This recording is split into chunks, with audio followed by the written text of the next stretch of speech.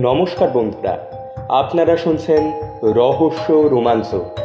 এটি একটি নতুন চ্যানেল, তাই do support us, subscribe and press the bell icon. এবং গল্প যদি সত্যি ভালো লেগে থাকে তাহলে লাইক, কমেন্ট এবং শেয়ার করতে কিন্তু ভুলবেন না। আজ আপনাদের জন্য সুনীল গঙ্গোপাধ্যায়ের লেখা ভয়ের পুকুর। আপনাদের সঙ্গে সূত্রধারে আমি অরিত্র।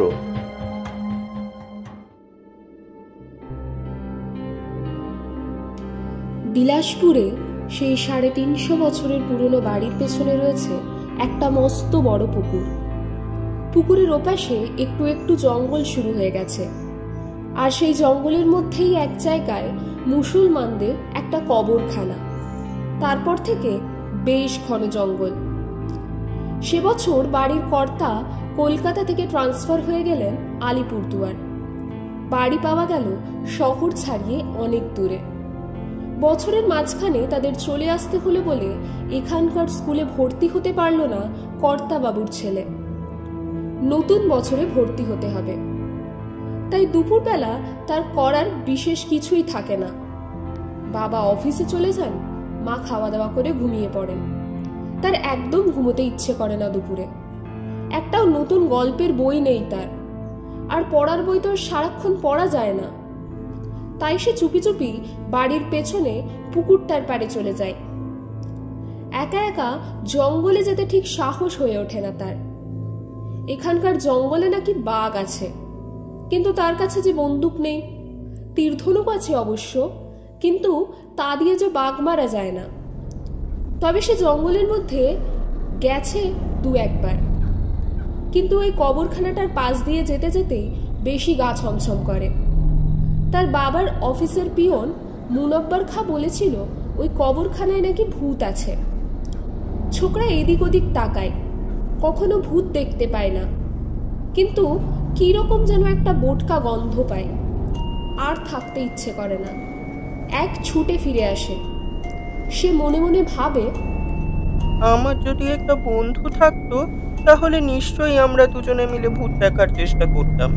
কিন্তু এখানে এসে এখনো যে আমার কোনো নতুন বন্ধু হয়নি। একা একা ভূত দেখতে যেতে বড্ড খারাপ লাগে। সে তাই পুকুরটার ধারে গিয়ে বসে থাকে। ছোট ছোট ইটের টুকরো বা পাথর ছুঁড়ে মারে জলের মধ্যে। পুকুরটা বিরাট বড়, আর এখন বর্ষাকাল বলে কানায় কানায় ভরা। দুপুরবেলা পুকুরটা দেখলে খুব গম্ভীর মনে হয়। কোথাও কোনো লোকজন নেই, নিতান্তই সে একা। এক এক সময় বাবলুর মনে হয় তাকে যেন কেউ দেখছে। যদিও কোথাও আর কেউ নেই, তবে যেন মনে হয় আড়াল থেকে লুকিয়ে লুকিয়ে কেউ তার দিকে লক্ষ্য করছে। সে মাথা ঘুরিয়ে চারিদিক চেয়ে দেখে, কিন্তু আর কাউকেই দেখতে পায় না। ওই পুকুরটায় বেশ মাছ আছে, মাঝে মাঝে তারা ঘাই মারে। অমনি জলের ওপরে গোল গোল ঢেউ ওঠে। কিন্তু একদিন হঠাৎ পুকুরের ঠিক মাঝখানটায় জল ফুলে ফুলে উঠেছে, যেন ঠিক ওইখানটায় কোনো বিরাট প্রাণী দাপাদাপি করছে। এত বড় তো মাছ হতে পারে না, কিন্তু কিছু বিশেষ নজরে পড়ল না। তারপর থেকে সে সবসময় পুকুরের মাঝখানটায় তাকিয়ে থাকে, কিন্তু আর কিছুই দেখা যায় না। আবার পুকুরটা সেই শান্ত আর গম্ভীর। পুকুরের ঘাটটা অনেক দিনের পুরনো, পাথর দিয়ে তৈরি, কিন্তু কয়েক জায়গায় ভেঙে ভেঙে গেছে। সেই ভাঙা জায়গাগুলো গর্ত হয়ে সেখানে জল জমে থাকে। সেই জলেও ছোট ছোট মাছ দেখা যায়। সে ঘাটের কাছে এসে সেই মাছগুলো ধরার চেষ্টা করে। তার তো বড়শি নেই, আর বড়শি দিয়ে সে মাছ ধরতেও জানে না। তাই সে হাত দিয়ে মাছ ধরার চেষ্টা করে। এক ধরনের মাছ জলের তলায় মাটিতে চুপচাপ শুয়ে থাকে। ওগুলোর নাম নাকি বেলে মাছ, তার মা বলেছে। মাছ ধরার ঝোঁকে আমি জলের মধ্যে নেমে দাঁড়িয়েছি, এমন সময় কে যেন ডাকলো, বাবলু, বাবলু, এই বাবলু। আমি চমকে উঠলাম। সঙ্গে সঙ্গে পিছন ফিরে তাকিয়ে দেখি ওই কেউ নেই তো। তাহলে কি আমায় মা ডাকলো? কে ডাকলো তবে? স্পষ্ট শুনলাম অনেকটা ঠিক মায়ের মতো গলা, কিন্তু মা তো ঘুমোচ্ছে। তাহলে কে ডাকলো? কাছ থেকে মাই কি তাহলে আমাকে ডেকে চট করে কোথাও লুকিয়ে পড়লেন? কলকে উঠে এসে আমি খাটের চারিপাশে খুঁজলাম, ওই কেউ তো নেই। কাছেই একটা মস্ত কদম ফুলের গাছ, সেখানে কেউ লুকিয়ে থাকতে পারে না, তাও তো নেই। সে দৌড়ে এলো বাড়িতে। দোতলায় এসে দেখলো মা অঘরে ঘুমোচ্ছেন। সে তবু মাকে ডেকে তুলে জিজ্ঞেস করলো, মা, তুমি কি এইমাত্র পুকুর ঘাটে গিয়েছিলে? মা তো খুব অবাক। বিছানার উপর উঠে বসে বললেন, কেন পুকুর ঘাটে যাব কেন? তুই বুঝি গিয়েছিলি? হ্যাঁ, আমি সেখানে খেলা করছিলাম। মনে হলো পেছন থেকে কে আমাকে ডাকলো, ঠিক ঠিক তোমার মতন গলা, জানো মা। তুই বানিয়ে বানিয়ে সব কথা বলছিস। না মা, আমি সত্যি শুনলাম। তুই কেন পুকুর ঘাটে গিয়েছিলি একলা একলা? দুপুরবেলা কেউ একলা যায়? কেন, কি হয় তাতে? না, কখনো দুপুরবেলা একলা জলের ধারে যেতে নেই, আর কোনো দিন যাবি না। তোর পড়াশুনো নেই? পড়াশোনা তো হয়ে গেছে। তা হলেও যাবি না, খবরদার। মা আমাকে টেনে নিয়ে তার পাশে শুইয়ে দিলেন। পুকুরের ধারে যে কেউ আমার নাম ধরে ডেকেছে, মা একথা বিশ্বাসই করলেন না। বাবলুর বাবার অফিসের পিয়ন মুনব্বর খা প্রায় সন্ধেবেলা তাদের বাড়ি আসে কিসব অফিসের কাজ নিয়ে। মুনব্বর খা দারুণ দারুণ গল্প বলতে পারে। সেই তো বাবলুকে কবরখানার ভূতের 3টে গল্প বলেছিল। সেদিন সন্ধ্যাবেলা বাবলু মুনব্বর খাকে জিজ্ঞেস করলো, আচ্ছা কাকা, পুকুরটায় কি কি বড় মাছ আছে বলো তো? তুমি জানো গো কি কি বড় মাছ আছে? কেন বলো তো খোকা বাবু? একদিন দুপুরবেলা আমি দেখেছিলাম পুকুরটার ঠিক মাঝখানে একটা প্রকাণ্ড জিনিস জলের মধ্যে দাপাদাপি করছিল। সেটা যদি মাছ হয় তাহলে নিশ্চয়ই সেটা এই ঘরের সমান হবে। খোকা বাবু, দুপুরবেলা পুকুরের ধারে কখনো একা যেও না, যেতে নাই। কেন, গেলে কি হয়? অনেক রকম বিপদ আপদ হয়। তুমি জানো না, এইসব পুরনো পুকুরে পানি মোড়া থাকে। পানি মুড়া কি? উমা, পানি মোড়া জানো না? পানি মোড়া হচ্ছে জলের ভূত। হ্যাঁ, জলের মধ্যে আবার ভূত থাকে নাকি? উমা, তুমি পানি মোড়ার কথা কখনো শোনোনি? এ তো সবাই জানে। পানি মোড়া বড়দের কিছু বলে না, কিন্তু ছোটদের জলের তলায় টেনে নিয়ে যায়। মুনাব্বর খা, তুমি পানি মুড়া দেখেছো? হ্যাঁ, 3বার দেখেছি খোকা বাবু। তাদের মাথাটা হয় কুমিরের মতন আর কাটা মানুষের মতো।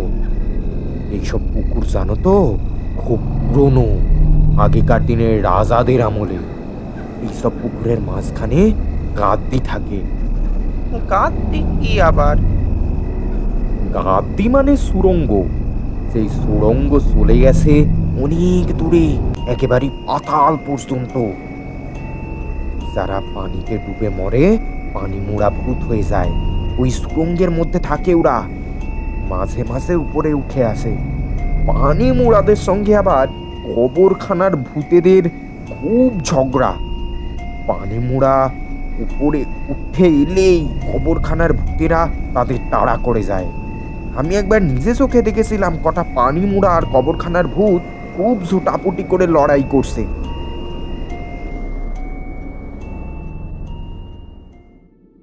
এই সময় মা জিজ্ঞেস করলেন, বসে বসে বুঝি ভূতের গল্প হচ্ছে সন্ধ্যাবেলা?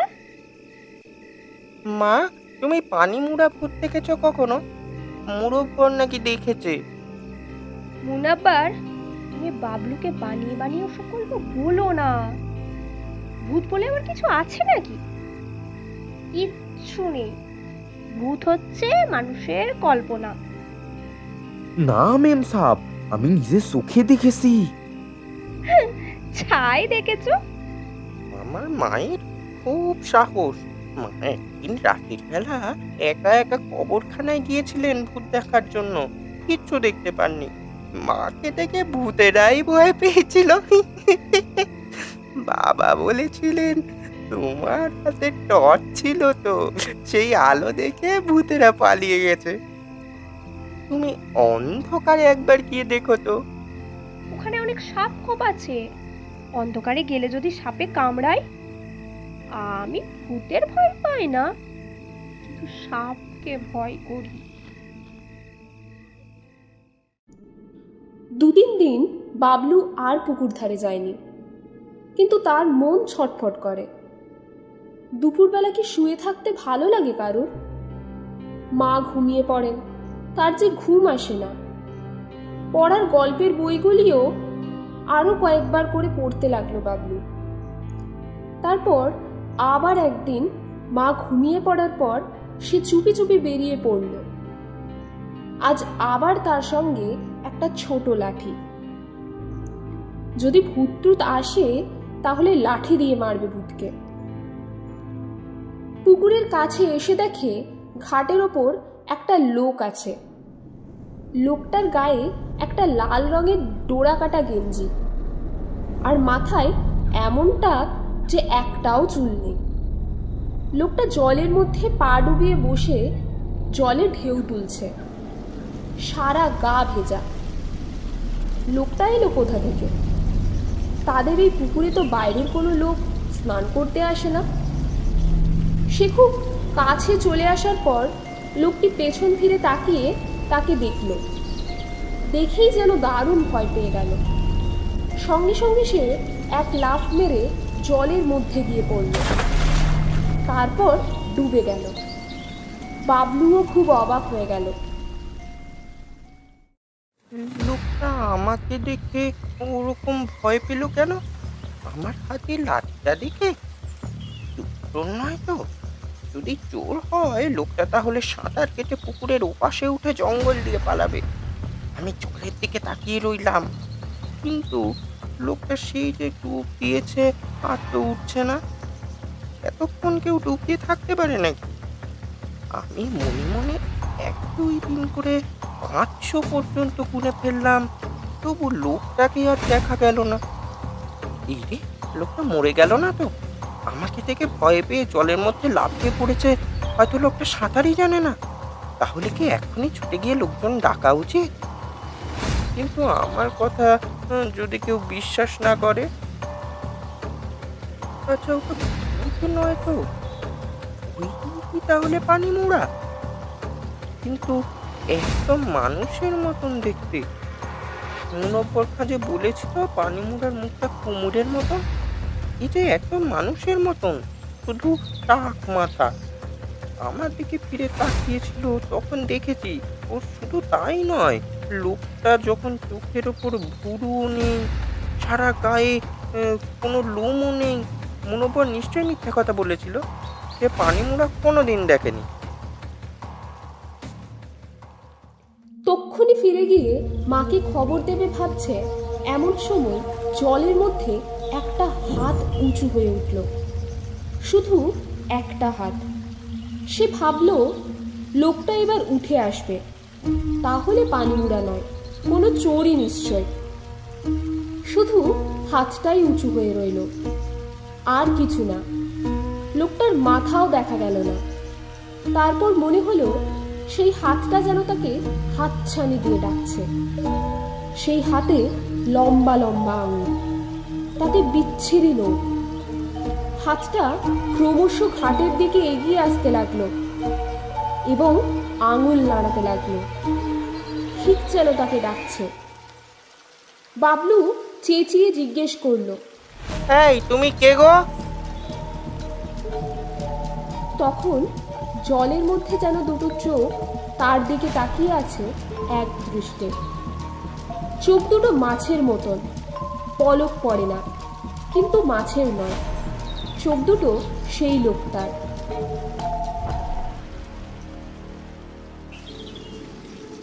তার একবার ইচ্ছে হলো পালিয়ে যায়, কিন্তু আবার ভাবল। এবার সেই হাতটা খুব কাছে চলে এলো, মনে হলো যেন তার পা চেপে ধরবে। এই সময় কে যেন পেছন থেকে তার নাম ধরে ডাকলো, বাবলু, বাবলু।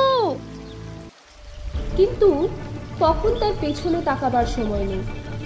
সে লাঠি দিয়ে খুব জোরে মারল ওই হাতটার উপর। ঠিক লাগলো কিনা বুঝতে পারলো না, কিন্তু হাতটা জলের মধ্যে ডুবে গেল। আবার কেউ যেন তার নাম ধরে ডাকলো, বাবলু, এই বাবলু। পেছনের দিকে তাকিয়ে দেখলো কেউ নেই। সামনে জলের ওপর সেই হাতটা আবারও উঁচু হয়ে উঠেছে। সে লাঠি দিয়ে যেই আবার মারতে গেল, অমনি সেই হাতটা লাঠিখানা চেপে ধরে একটা হ্যাচকা টান দিল। সে ছপাং করে জলের মধ্যে পড়ে গেল। জলে পড়তেই তার মনে হলো, আমি আর বাঁচবো না, আমি যে সাঁতার জানি না। পানি মুড়া আমার পা ধরে সুড়ঙ্গে টেনে নিয়ে যাবে। সে একবার চেঁচিয়ে উঠল, ও মা, মা। জলের মধ্যে বাবলু হাবুডুবু খেতে লাগলো। দম আটকে আসছে। পানি মোড়া এখন আর তার পা ধরেনি। সে ছটফট করেছে বলে খুঁজে পাচ্ছে না বোধহয়। এরই মধ্যে একবার কোনো রকমে জল থেকে একটু মাথা উঁচু করে দেখলো, মাঠ দিয়ে ছুটে আসছেন তার মা। সে চিৎকার করতে চাইল, কিন্তু গলা দিয়ে শব্দ বেরোলো না। সে তলিয়ে যেতে লাগলো। মা পাড় থেকে এক লাফ দিয়ে জলে পড়লেন।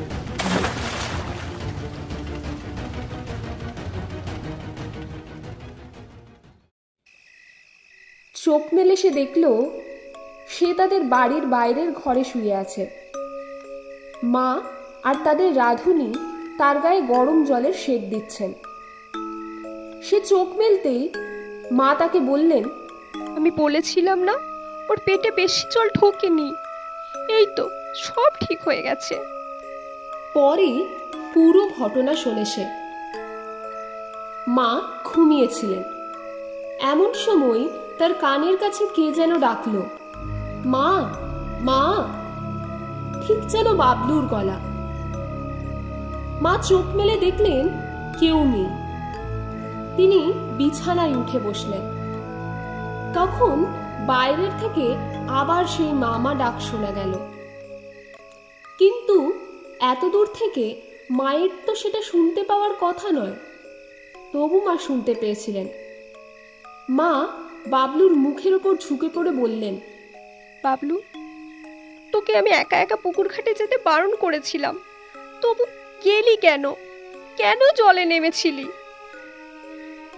মা আমাকে পানি মুড়া টেনে নিয়ে যাচ্ছিল। বাজে কথা। না, সত্যি। মোটেই না, তুই পা পিছলে জলে পড়ে গিয়েছিলি। মা কিছুতেই পানিমুড়ার কথায় বিশ্বাস করলেন না। তাদের রাঁধুনি বলল, না গো দিদি, ও সব পুরনো পুকুরে অনেক ভয়ের জিনিস থাকে। সাঁতার না জানলে লোকে জল দেখে ওরকম অনেক ভয়ের জিনিস বানায়। কাল থেকে আমি বাবলুকে সাঁতার শেখাবো। এরপর 7 দিনের মধ্যে বাবলু সাঁতার শিখে গেল। পানিমুড়াকে আর কখনো দেখেনি সে। তবে সে সাঁতার কাটতে যায় নদীতে, ওই পুকুরে আর নয়।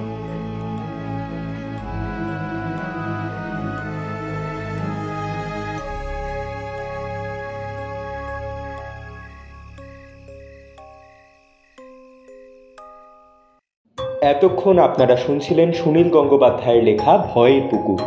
আপনাদের সাথে গল্প পাঠে অস্মিতা, বাবলু এবং মুনব্বর খাঁয়ের চরিত্রে আমি অরিত্র, মা ও রাধুনীর চরিত্রে স্নেহা এবং শব্দ ও পরিকল্পনা ও আবহ সঙ্গীতে দেবদীপ এবং অরিজিৎ। সুস্থ থাকবেন, ভালো থাকবেন এবং শুনতে থাকবেন রহস্য রোমাঞ্চ, ঠিক প্রতি শুক্রবার রাত 10টায়।